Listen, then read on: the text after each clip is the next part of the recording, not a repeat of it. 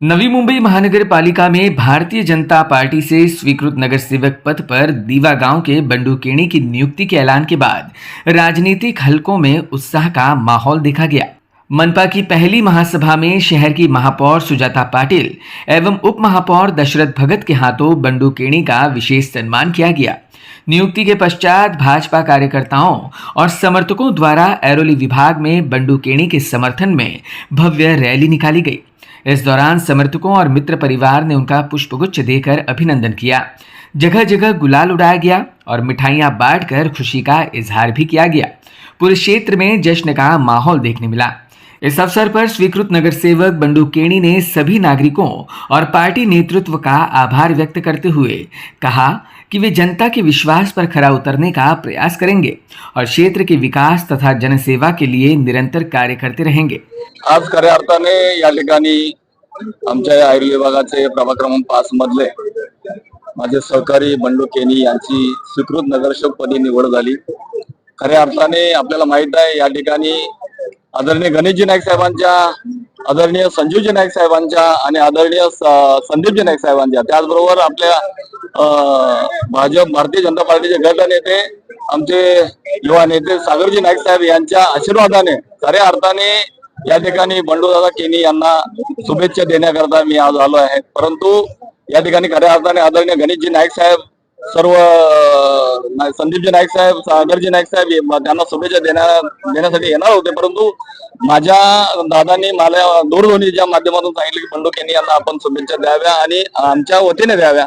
खऱ्या अर्थाने गेल्या नवी मुंबई महानगरपालिकेच्या निवडणुकीमध्ये झालेल्या निवडणुकीमध्ये 3 नगरसेवकांना यश मिळालं, परंतु एका बंडूदादा केणी यांच्या पत्नी सौभाग्यवती राजश्री केणी यांचा निसटता अपयश ते आपल्याला पाहायला मिळालं। परंतु आम्ही त्या दिवसापासून एक मनामध्ये खंत ठेवून होतो की बंडू केणी यांना कुठल्याही परिस्थितीमध्ये सभागृहामध्ये लोकांच्या जनहिताच्या सेवेसाठी घेऊन जाणं गरजेचं आहे आणि त्या दिवसापासून आम्ही आज खऱ्या अर्थाने आजचा हा दिवस आपल्याला पाहायला मिळतोय।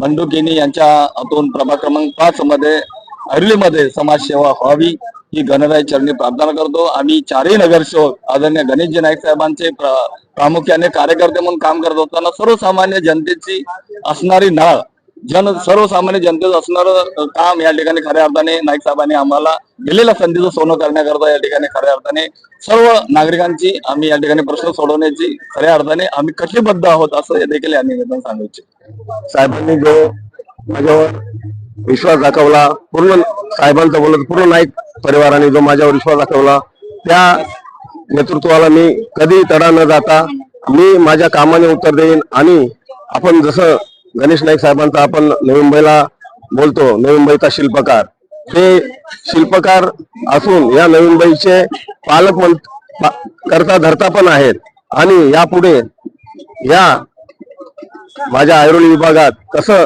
बीजेपी आणि नाईक परिवाराचं नेतृत्व कसं चांगलं लोकांपर्यंत पोहोचवता येईल ते मी पोहोचवायला कटिबद्ध राहीन। मी मागील 4-5 वर्ष झालं शिवसेनेचं काम करत होतो, पण तिथे आपल्याला कुठेतरी न्याय न देता कुठेतरी आपली घुसमट करण्यात आलेली होती, पण त्याबद्दल मी आता काय बोलणार नाही। मी आता नव्याने माझी सुरुवात केलेली आहे। माझा पक्ष आता भारतीय जनता पक्ष आणि मी पूर्ण नाईक परिवारासोबत आता काम करण्याची इच्छा प्रकट केली आहे आणि वेळोवेळी मी हे सिद्ध करून दाखवलं आता 1-1.5 महिन्यातच की मी बीजेपी आणि नाईक परिवारासोबत कसं काम करता येते। या विजयाचं श्रेय मी कोणाला नाही, फक्त नाईक परिवार आणि बीजेपी पार्टीला देणार। Bureau input EW network.